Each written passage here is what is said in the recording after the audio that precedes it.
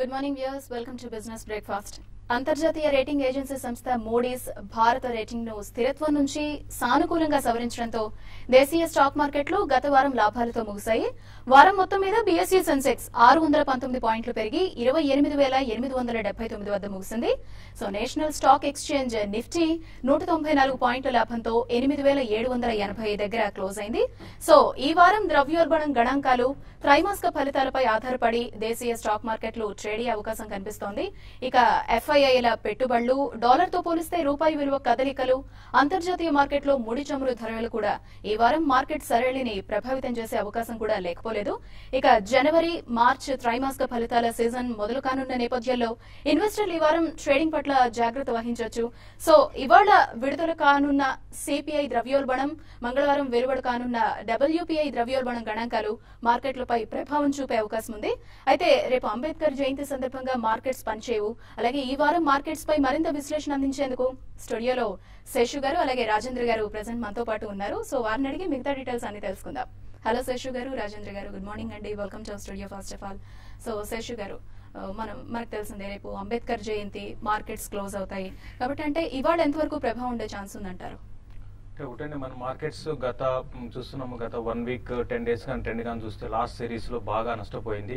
అయితే అక్కడి నుంచి కంటిన్యూగా market one sided up trend అనమాట. మధ్యలో కన్సాలిడేషన్ లేదు, తర్వాత ఈవెన్ 1-2 రోజులు ఫ్లాట్ ఉన్న రోజు కూడా లేదు, కంటిన్యూగా అప్ ట్రెండ్ ఉంది. దాదాపు అన్ని సెక్టర్లు కూడా పార్టిసిపేషన్ చేసే ఈ ర్యాలీలో మరి ముఖ్యంగా రిలయన్స్ ఇండస్ట్రీస్ అనేది చూస్తే లాస్ట్ 1 వీక్ లో దగ్గర 10% దాకా పెరగడం చూసాము. కొంచెం రిలయన్స్ ఇండస్ట్రీస్ లీడ్ చేసిందని చెప్పొచ్చు ఓవరాల్ గా ఈ ర్యాలీని. తర్వాత బ్యాంకింగ్ స్టాక్స్ కూడా లో నుంచి బాగా రికవరీ అయినాయి. బట్ మిగతా అదర్ సెక్టర్ తో కంపేర్ చేసుకుంటే బ్యాంకింగ్ స్టాక్స్ అంతగా రికవరీ కాలేదు. కాబట్టి ఓవరాల్ ట్రెండ్ పరంగా చెప్పాలంటే మార్కెట్స్ ఇంకా అప్ ట్రెండ్ కొనసాగే అవకాశం ఉంది.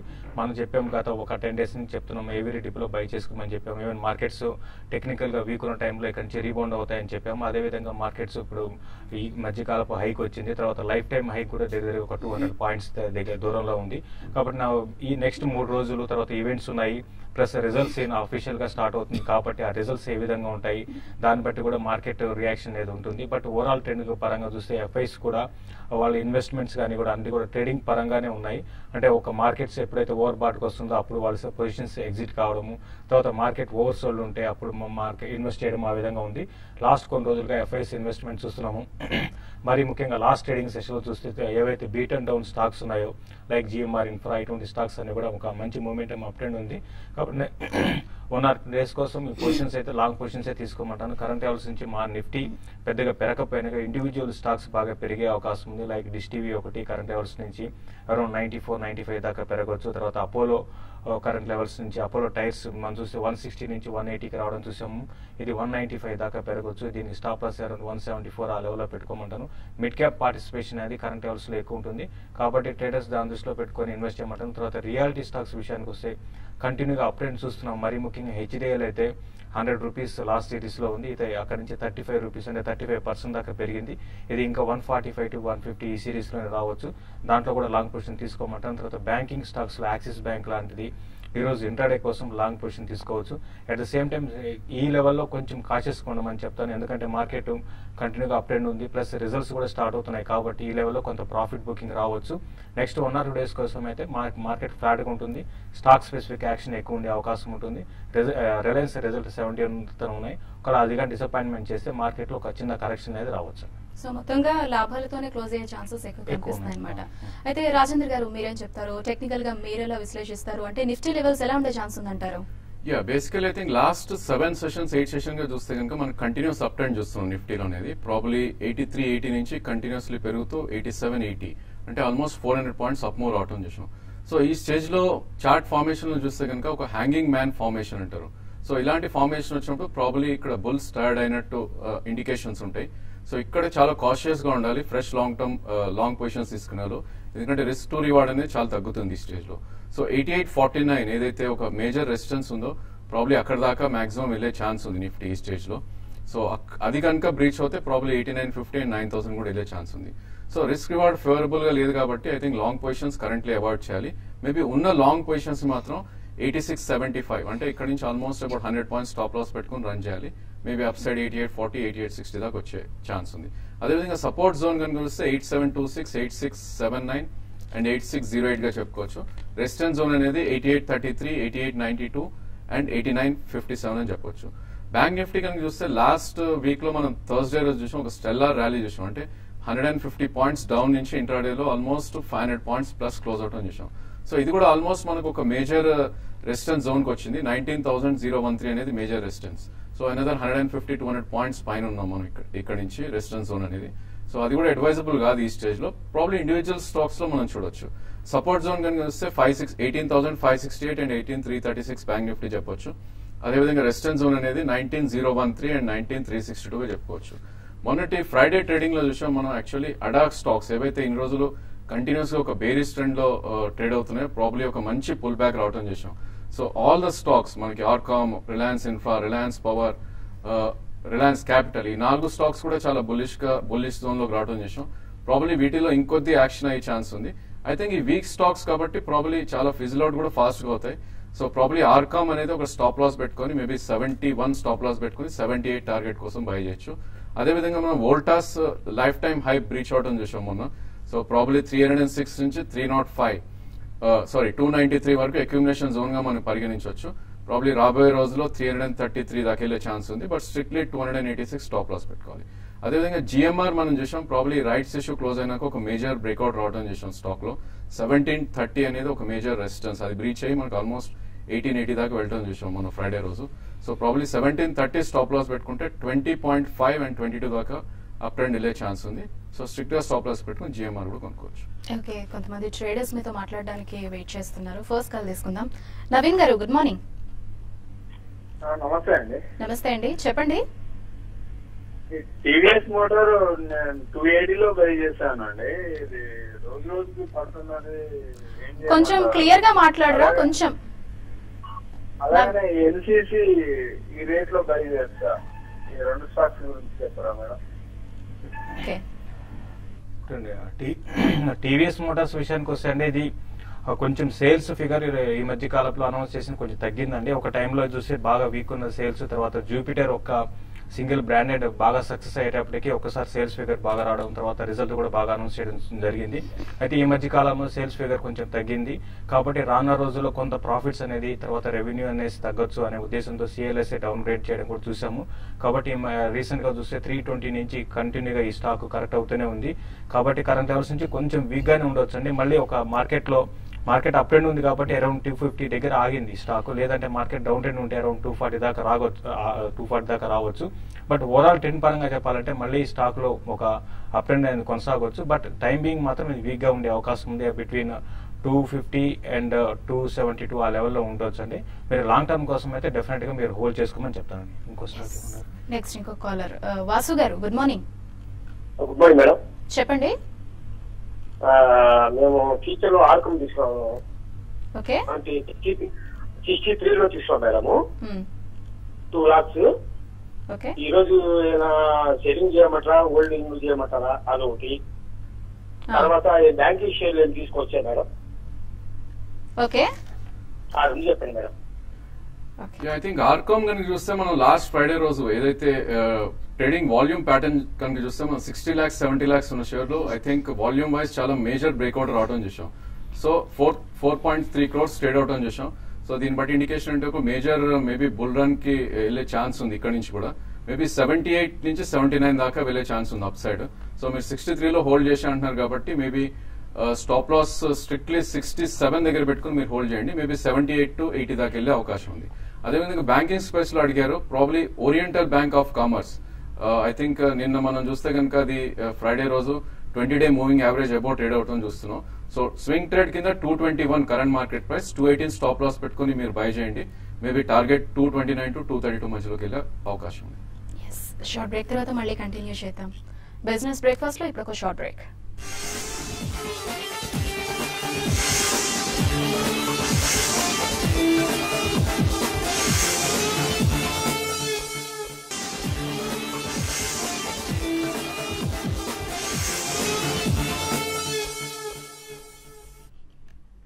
Yes, welcome back. నెక్స్ట్ ఇంకో కాలర్ కుమార్ గారు, గుడ్ మార్నింగ్. హలో, నమస్తే మేడం. హలో, నమస్తే అండి, చెప్పండి. సార్ లాంగ్ టర్మ్ ఇన్వెస్టర్ గురించి మనం హెచ్ఎఫ్సిఎల్ అండ్ ఎలాంటి ఫైనాన్స్ అదే లాంగ్ టర్మ్ కోసం నేను బై చేసాను కదా మేడం, లాంగ్ టర్మ్ విషయం. ఓకే. ఎల్ఎన్టీ ఫైనాన్స్ విషయానికి వస్తే అండి, ఇది కంటిన్యూగా ఇది పెద్దగా పార్టిసిపేషన్ అనేది పెద్దగా కనపట్లేదండి. సో మీకు ఇటువంటి స్టాక్స్ కన్నా వేరే స్టాక్స్ మీరు సెలెక్ట్ చేసుకోవడం బెటర్ అండి. ఫండమెంటల్లీ మీకు స్ట్రాంగ్ కౌంటర్స్ అంటే రీసెంట్ గా మనం చూసాము, కొంచెం ఇన్ఫ్రాస్ట్రక్చర్ లో అశోక బిల్కాన్ ఒకటి చాలా స్ట్రాంగ్ ఉంది. దాన్ని మీరు ఇన్వెస్ట్మెంట్ కోసం ఎవరీ డిప్లో బై చేసుకోవచ్చు. రీసెంట్ గా 150 లెవెల్స్ నుంచి 190 దాకా వచ్చింది. డౌన్ సైడ్ వచ్చినప్పుడు అరౌండ్ కరెక్షన్స్ లో దీన్ని పిక్ చేసుకోండి. అశోక బిల్కాన్ ఒకటి, తర్వాత మోన్శాంటో ఒకటి కూడా ఫండమెంటల్లీ చాలా స్ట్రాంగ్ కౌంటర్ అండి. ఇది 2800 రూపీస్ లో ఉంది. దాన్ని మీరు ఒక చిన్న డిప్ వచ్చినా కూడా బై చేసుకోవచ్చు. ఈ రెండు కూడా ఏంటంటే turn around stories plus results అనేది నెక్స్ట్ 2-3 క్వార్టర్లో చాలా ఇంప్రూవ్మెంట్ వచ్చే అవకాశం ఉంది. అటువంటి స్టాక్స్ లో బై చేసుకోమంటాను. మీరు చెప్పిన 2 స్టాక్స్ మాత్రం లాంగ్ టర్మ్ కోసం అంటున్నారు కాబట్టి అవాయిడ్ చేయండి. ఇంకా మీకు కరెక్షన్స్ లో గతంలో చాలాసార్లు చెప్పడం జరిగింది, మిర్జా ఇంటర్నేషనల్ ఒకటి ఉంది, దాన్ని బై చేసుకోమని చెప్తానండి. నెక్స్ట్ వేణుగోపాల్ గారు, good morning. Good morning madam. చెప్పండి మేడం, మాకు ఎంసీఎక్స్ 1230 కొన్నాను. ఓకే. మరి అది హోల్డ్ చేయమంటారా, ఎగ్జిట్ చేయమంటారా? అలాగే ఇంకోటి హెచ్పిఎల్ పవర్ సిస్టమ్ 55 రూపాయలు కొన్నాను, అలాగే హోల్డ్ చేయమంటారా, ఎగ్జిట్ చేయమంటారా? అంటే లాంగ్ టర్మ్ కోసం తీసుకున్నారా, షార్ట్ టర్మ్ కోసం తీసుకున్నారా? షార్ట్ టర్మ్ కోసం అండి. షార్ట్ టర్మ్ కోసమా? ఓకే, చెప్తారు. ఐ థింక్ షార్ట్ టర్మ్ కోసం ఉన్నారు. Probably MCX I think 3 months to 6 months hold చేస్తే కనుక మంచి రిటర్న్స్ వచ్చే అవకాశం ఉందండి. షార్ట్ టర్మ్ ట్రేడ్ చేసే స్టాక్ కాదు ఇది. ప్రాబ్లీ డౌన్ సైడ్ వస్తే కనుక 980 and 960 దాకా కూడా రావచ్చు. సో ఒకసారి కనుక ఈ స్టాక్ మేబీ 1155 ఏదైతే ప్రీవియస్ ఇంటర్మీడియట్ టాప్ ఉందో అది బ్రీచ్ అవుతే కనుక ఐ థింక్ అక్కడి నుంచి కూడా 1280 to 1400 దాకా వెళ్ళే ఛాన్స్ ఉంది. సో డెఫినెట్లీ హోల్డ్ చేయండి 3 to 6 months కోసం. అదేవిధంగా హెచ్బిఎల్ పవర్ మీరు అడుగుతున్నారు, ప్రాబ్లీ ఇది 40 to 60 రేంజ్ ఎస్టాబ్లిష్ చేస్తుంది గత 2-3 నెలలుగా చూస్తే కనుక. సో ఇది 63 to 65 అబోవ్ క్లోజ్ అవుతే నెక్స్ట్ టార్గెట్ మేబీ 72 to 75 దాకా వెళ్ళే ఛాన్స్ ఉంది. ఈ 2 స్టాక్స్ కూడా 2 quarters అంటే 6 months హోల్డ్ చేయండి. ఇక్కడ నుంచి కూడా 40 to 50% పెరిగే అవకాశం ఉంది. నెక్స్ట్ రవీంద్ర గారు, గుడ్ మార్నింగ్.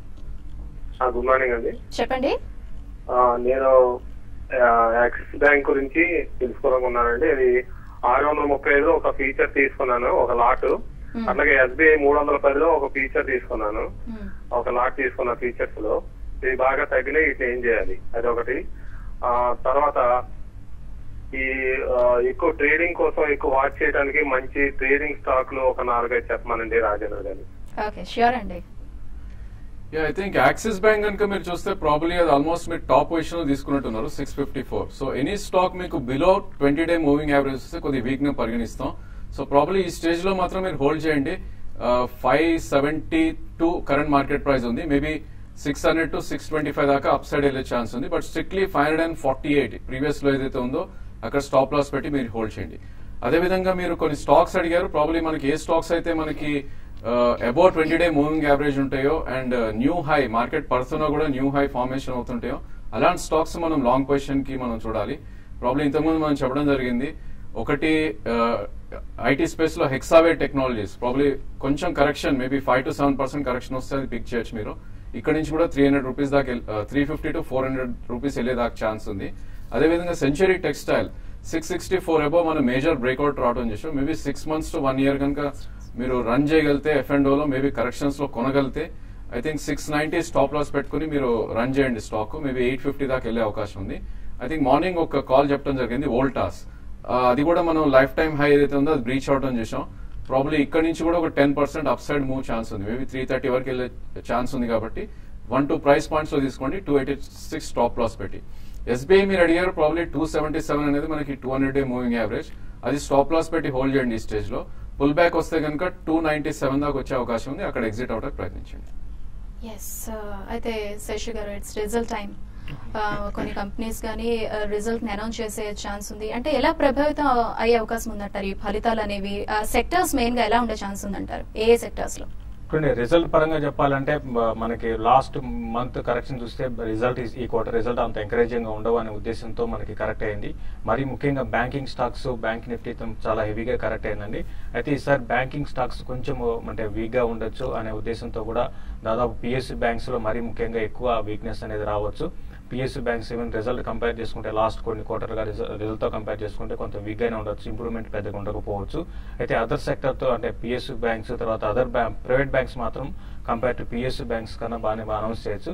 ఓవరాల్ బ్యాంకింగ్ మాత్రం కొంచెం compare to other sector compare చేసుకుంటే వీక్ గా రావచ్చు. తర్వాత ఈవెన్ టెలికామ్ కూడా కొంత వీక్ గా వచ్చే అవకాశం ఉంది. నెక్స్ట్ వచ్చే కొద్ది రోజుల్లో మాత్రం కొన్ని సెక్టార్స్ లైక్ ఈవెన్ ఐటీ కూడా అంటే ఈ గైడెన్స్ కానీ చూస్తే ఈసారి కొంచెం ఇంప్రూవ్ గా రావచ్చు. బట్ ఐటీ స్టాక్స్ అనేవి రీసెంట్ గా బాగా పెరిగాయి కాబట్టి రిజల్ట్ రాగానే కొంత కరెక్షన్ రావచ్చు. ఈవెన్ ఆటోమొబైల్ కూడా బాగానే అనౌన్స్ చేయొచ్చు. సిమెంట్, మరి ముఖ్యంగా సిమెంట్ స్టాక్స్, సిమెంట్ సెక్టర్ లో ఇప్పుడు చెప్పిన అన్ని సెక్టర్ కన్నా సిమెంట్ లో మాత్రం ప్రాఫిట్స్ అనేది బాటమ్ లైన్ బాగా ఇంప్రూవ్ అయ్యే అవకాశం ఉంటుంది.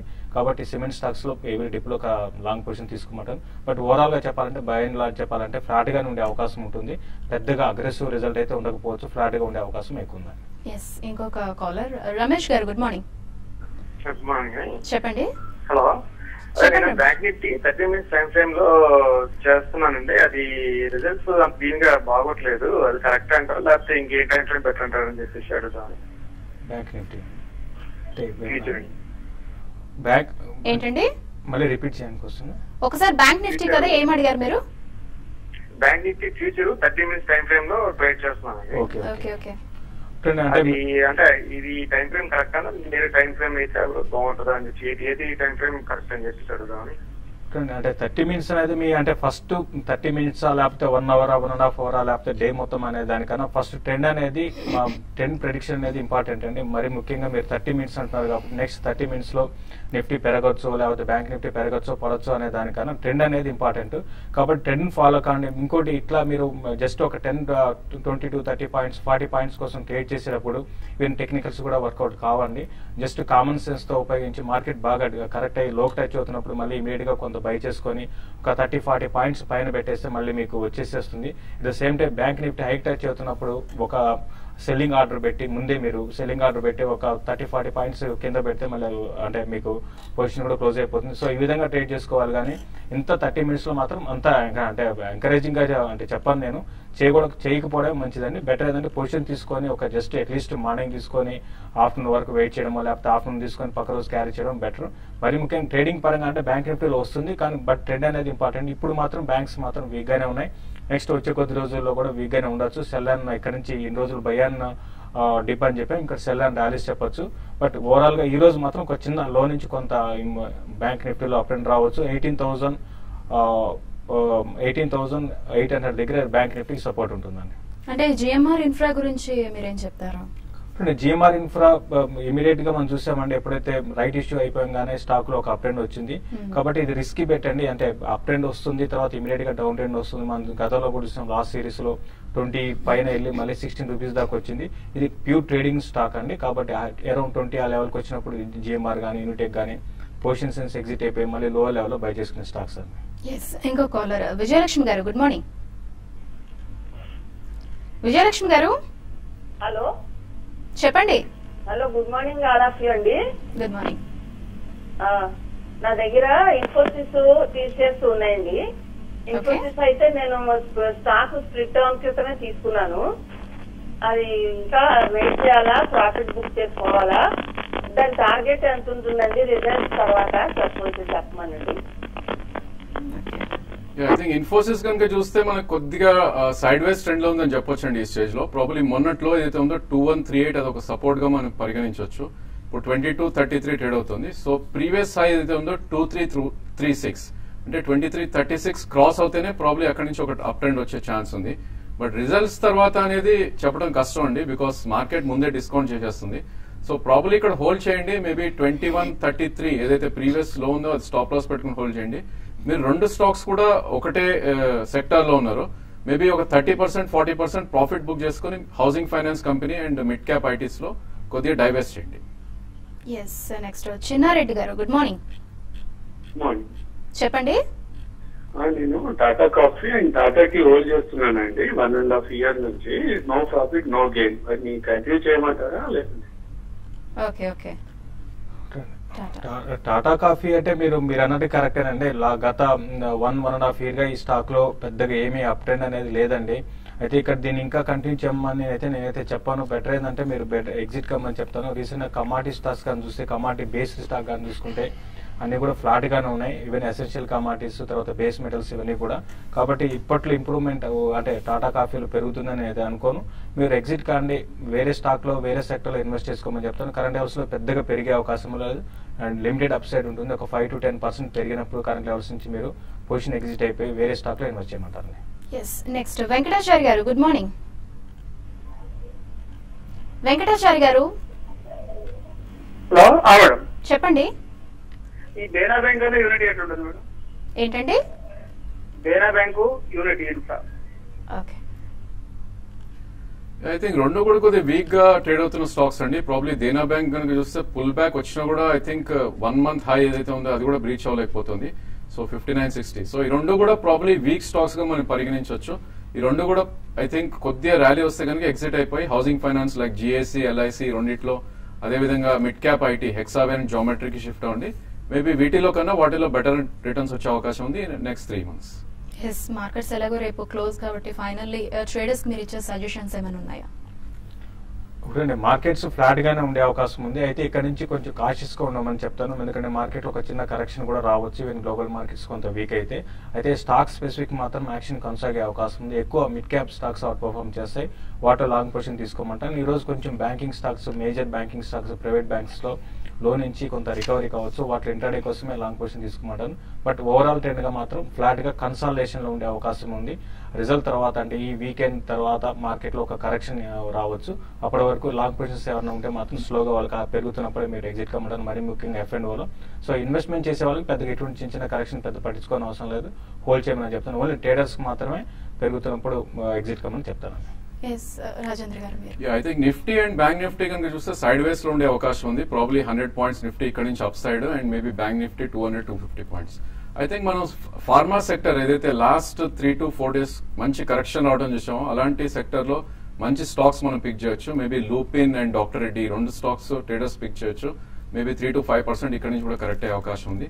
అదే విధంగా మనకి లైఫ్ టైం హై ఏదైతే మార్కెట్ సైడ్ వేస్ ఉన్నప్పటికీ కొన్ని stocks life time high breach అవడం చూస్తున్నాం. Maybe one of them is Voltas. ఈ స్టాక్ ని మనం 2 price points లో తీసుకోవచ్చు. ఇక్కడ నుంచి 10% పెరిగే అవకాశం ఉంది. Thank you so much Rajendra గారు అండ్ శేష్ గారు, మంచి సజెషన్స్ ఇచ్చారు మా ట్రేడర్స్ కి. Thank you so much. So మధ్యాహ్నం మళ్ళీ స్మార్ట్ ఇన్వెస్టర్ లో కలుద్దాం. ఇది వాళ్ళ business breakfast. Keep watching TV5.